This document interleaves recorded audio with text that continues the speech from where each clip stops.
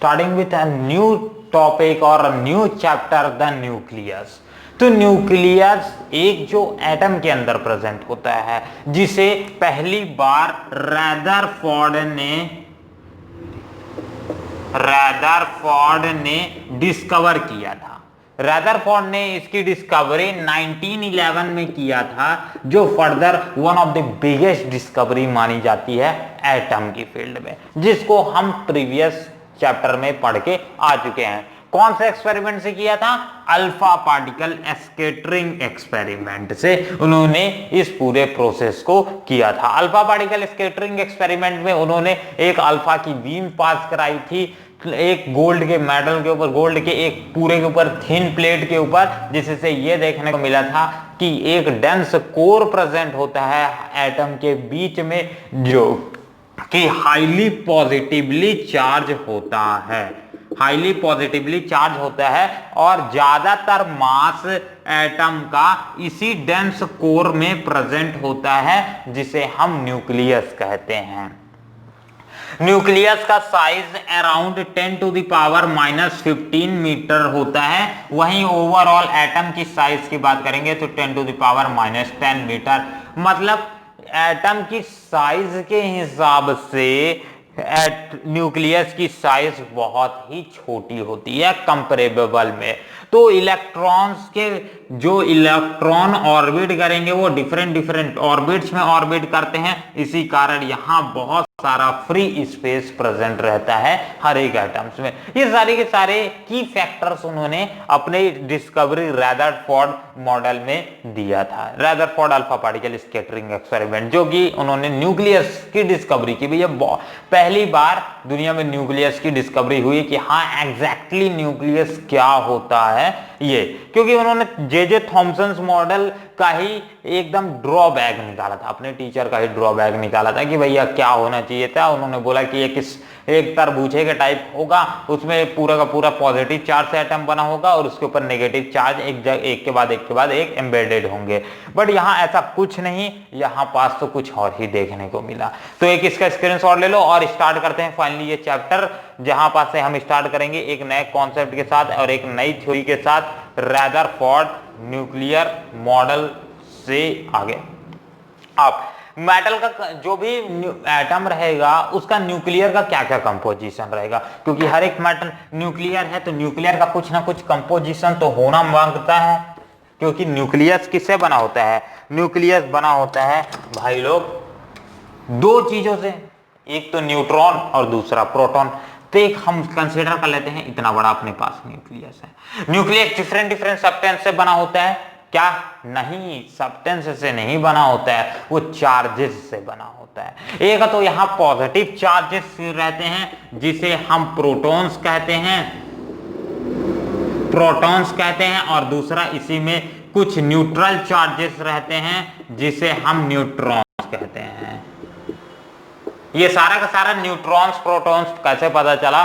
Protons तो पहले ही पता चल गया, क्योंकि वो अट्रैक्टिव फोर्स क्रिएट कर रहा था। अब नेगेटिव को कौन अट्रैक्ट करता है? पॉजिटिव, तो इसे मालूम चल। बट न्यूट्रॉन की डिस्कवरी कैसे हुई? इसका तो कोई चार्ज ही नहीं है, तो कैसे डिस्कवर हुआ? हम आगे जाके पढ़ेंगे, थोड़ा सब्र रखो।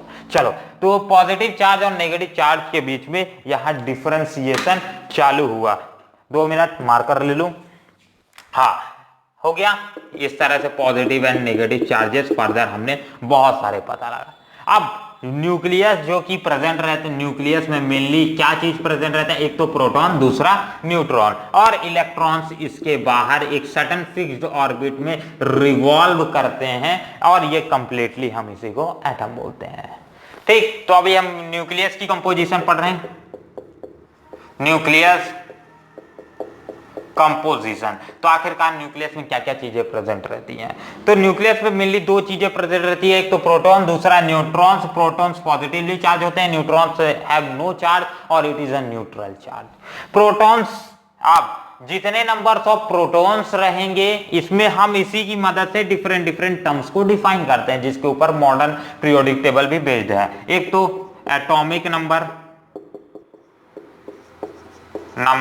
और दूसरा क्या आ जाएगा? Mass number. Number. What is atomic number and what is mass number? तो एटॉमिक नंबर क्या होता है? Atomic number is equals to जितने नंबर ऑफ प्रोटॉन्स होते हैं एक न्यूक्लियस में, उसी को हम बोलते हैं एटॉमिक नंबर। एटॉमिक नंबर को हम Z से डोनेट करते हैं फाइनली, और यही बनता है कि जितने नंबर ऑफ प्रोटॉन्स होंगे उतने ही नंबर्स, उतना ही उसका एटॉमिक नंबर होगा। और एग्जैक्टली जितने प्रोटॉन्स होते हैं हम पहले ही पढ़ चुके हैं, बेसिक है एकदम से, ठीक है। जिसको बेसिक एकदम क्लियर है तो छोड़ के जा सकता है ये लेक्चर, ठीक है। तो प्रोटॉन, जितने ज्यादा प्रोटॉन्स होंगे उतना ही इलेक्ट्रॉन्स होंगे। ऐसा क्यों? क्योंकि एटम तभी तो स्टेबल होगा, पॉजिटिव चार्ज जब इक्वल होगा नेगेटिव चार्ज तभी तो एटम न्यूट्रल होगा, नहीं तो कोई एटम तो इस दुनिया में एग्जिस्ट करना ही नहीं चाहिए, ठीक है। अब इतना ज्यादा है तो भैया, तो इसके कारण वो एक्साइटेशन स्टेट में रहेंगे तो हमेशा इलेक्ट्रॉन लूज गेन करते रहेंगे, ऐसा नहीं है भाई। बहुत सारे एटम्स ऐसे हैं जो कि स्टेबल रहते हैं। अब जितने नंबर ऑफ प्रोटॉन्स उतने नंबर ऑफ इलेक्ट्रॉन्स, और इसी को हम एटॉमिक नंबर बोलते हैं, और एटॉमिक नंबर को हम Z से डोनेट करते हैं, और सिंपली आप इसी को इक्वल्स टू Z भी लिख सकते हो, यानी एटॉमिक नंबर। मास नंबर क्या होते हैं? अब यहां पास एक और टर्म में छूट गया था, that protons plus neutron is said to be a nucleon. इसे क्या बोला जाता है? न्यूक्लियॉन। NuCleons, nucleons. न्यूक्लियॉन्स क्या होते हैं? प्रोटॉन्स और न्यूट्रॉन्स को जोड़ोगे तो जो नया टर्म क्रिएट होता है यानी न्यूक्लियस, उसे न्यूक्लियॉन्स बोला जाता है। न्यूक्लियॉन्स में मेनली दो सब्जेक्टेड चीज आती हैं। न्यूक्लियॉन्स ही हमारा मास नंबर बनाने के लिए रिस्पॉन्सिबल होता है कि जितने नंबर्स ऑफ न्यूक्लियॉन्स प्रेजेंट होंगे वही अपना कहलाएगा मास नंबर, जिसे हम A से डोनेट करते हैं एक एटम का, ठीक है। तो चलो, तो ये मास नंबर क्लियर हुआ, मतलब जितना प्रोटॉन, और ये यहाँ एक चीज और दिमाग में बैठाए रखना, कई लोग कंफ्यूज हो जाते हैं कि जितने प्रोटॉन्स होते हैं उतने ही ज्यादा न्यूट्रॉन्स होते हैं। गलत है। कई एटम्स में ऐसा सेम होता है, बट कई एटम्स में ऐसा बिल्कुल नहीं होता है, ठीक है। एटम के जैसे हाइड्रोजन के केस में बात करो तो जितने नंबर्स ऑफ प्रोटॉन्स जितने नंबर ऑफ न्यूट्रॉन, भैया यहाँ सेम है। आयरन के केस में बात करो जितने नंबर प्रोटॉन्स उतने नंबर ऑफ न्यूट्रॉन्स, बिल्कुल नहीं, ऐसा नहीं है। चलो ठीक है, तो जैसे कि आयरन की बात कर लेता हूं, Fe, इसका एटॉमिक नंबर कितना होता है? एटॉमिक नंबर होता है 26, ठीक है। एटॉमिक नंबर होता है 26। तो इसके हिसाब से इसमें कितने होना चाहिए? तो कितना होना चाहिए? 25, 50, 52 होना चाहिए, बट 52 नहीं, इसमें 56 न्यूक्लियॉन्स होते हैं। तो आप कैसा बताओ? अब बताओ, हाइड्रोजन में कितने होते हैं? हाइड्रोजन में 2 होते हैं और एक एटॉमिक नंबर होता है। तो ये जरूरी नहीं है कि प्रोटॉन्स और न्यूट्रॉन्स इक्वल हो सकता है इक्वल होंगे कुछ एटम के केस में, हो सकता है इक्वल नहीं होंगे कुछ एटम के केस में। तो ये बात को भी ध्यान रखना। अब बात करते हैं मेनली जो चीज इसमें इंपॉर्टेंट है, इसके बाद इसमें एक चीज और ध्यान रखना कि दैट जो भी एटम रहता है वो मेनली किससे? प्रोटॉन से, इलेक्ट्रॉन से और न्यूट्रॉन से मिलकर, ये 3 चीज से मिलकर बना हुआ होता है। तो एग्जैक्टली ओवरऑल जो एटम का मास होगा वो कितना होगा? तो ये ओवरऑल जो मास होता है वो इलेक्ट्रॉन के कारण हम बिल्कुल नहीं लेते हैं। इलेक्ट्रॉन के कारण हम उसका मास बिल्कुल भी नहीं लेते हैं। क्यों इलेक्ट्रॉन के कारण? क्योंकि इलेक्ट्रॉन का मास बहुत ही कम होता है इन कंपैरिजन टू प्रोटॉन के मास के हिसाब से। जैसे एक बात करते हैं तो मास ऑफ इलेक्ट्रॉन कितना होगा? 9.1 into 10 to the power -31 kg। भाई -31 मतलब 0.000 वही लगाते जाओ, 31 तक लगाओ, इसके बाद 1 लिख देना वहां पर, तो सॉरी 9 लिख देना। तो इतना छोटा होता है भाई मास ऑफ इलेक्ट्रॉन। इसके बाद बात करते हैं mass of proton. Mass of proton 1.67 into 10 to the power -27 kg, मतलब kg 27 और 31 में कई लोग भाई इतना बहुत कम ही तो डिफरेंस है, 4 का तो ही डिफरेंस है। नहीं भाई, ये 4 का भी डिफरेंस कितना 0.4 पीछे कर देगा, तो भाई बहुत ज्यादा डिफरेंस बन जाता है, ठीक है। चलो इसके बाद बात करते हैं प्रोटॉन्स और बात करते हैं न्यूट्रॉन्स। न्यूट्रॉन और प्रोटॉन का मास नियरली, कई लोग बोलते हैं सेम होता है। हाँ ये सही बात है, कई बार नियरली सेम होता है, बट एग्जैक्टली अगर कोई बोले सेम होता है तो धापाक से नहीं भाई, बिल्कुल एग्जैक्टली सेम नहीं होता है। यहां पास जो मास ऑफ न्यूट्रॉन होता है वो करीब करीब मास ऑफ प्रोटॉन से थोड़ा सा ज्यादा ही होता है, ठीक। मतलब थोड़ा बहुत कितना मतलब है, अगर बात करोगे तो सिर्फ और सिर्फ 3-4 डिग्रीज में ही बड़ा होगा, ठीक, ज्यादा नहीं, मतलब ज्यादा वेरिएशन नहीं आता। बट न्यूट्रॉन्स ओवरऑल इनका चार्ज नहीं है, फिर भी इनका मास ज्यादा होता है। ये हो गया।